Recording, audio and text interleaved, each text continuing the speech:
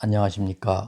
이 세상에서 보이스피싱 사기가 없어지는 그날을 기다리며 단 한 명이라도 피해를 줄이는데 도움이 되길 바라는 마음으로 오늘도 유튜브를 만들고 있는 보이스피싱 백신입니다.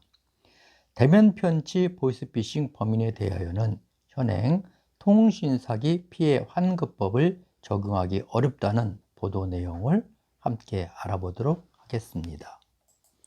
현행법상 대면 편지는 보이스피싱이 아닌가요? 현금 수거책은 주로 피해자를 직접 만나 돈을 받아 현금 인출기에서 범죄 조직에 입금하는 일을 담당합니다.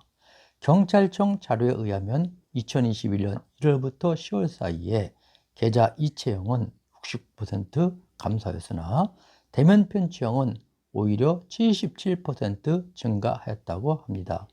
이는 계좌 지급 정지와 30분 지연 인출 제도 등 보이스피싱 강화에 따라 범행 수법이 교묘하게 변한 것이라 하지요. 경찰은 현금 수거책을 살아있는 대포 통장이라고 하는데 피해자에게 받은 돈을 여러 은행을 돌면서 나누어 입금시키기 때문입니다. 문제는 현행 법령상 대면 편지형 보이스피싱은 전기 통신 사기로 분류되지 않고 있다는 점이라고 합니다. 통신사기 피해 환급법은 보이스피싱 사기에 대해서 전기 통신을 이용해 타인을 속여 재산상 이익을 취하는 행위로서 자금을 송금 이체하도록 하는 행위와 개인정보를 알아내 자금을 송금 이체하는 행위라고 규정하고 있습니다. 따라서 현금 수거책이 피해자를 직접 만나서 돈을 받으면 통신사기 피해 환급법이 적용되지 않는다고 합니다.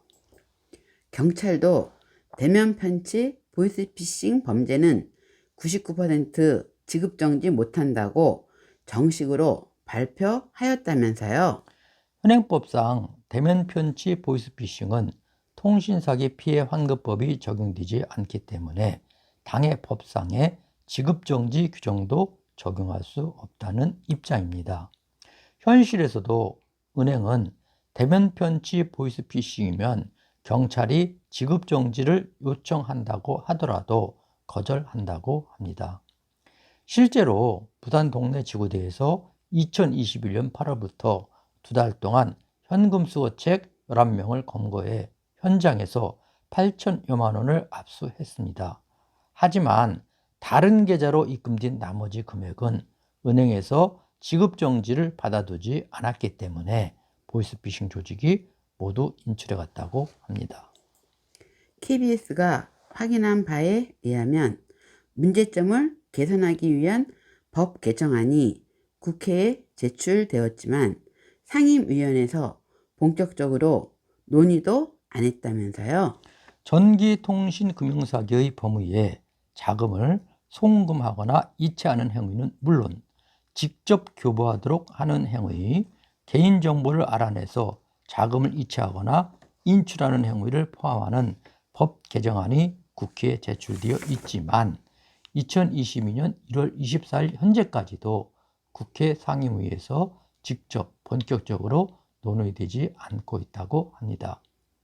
다만 금융위원회 관계자는 KBS의 은행권 관계부처와 구체적 내용을 협의 중이라고 밝혔다고 합니다. 코로나19 감염 확진자가 1만 7천 명을 넘어서고 있습니다. 항상 건강하고 16편에서 함께 하시길 기대합니다. 감사합니다.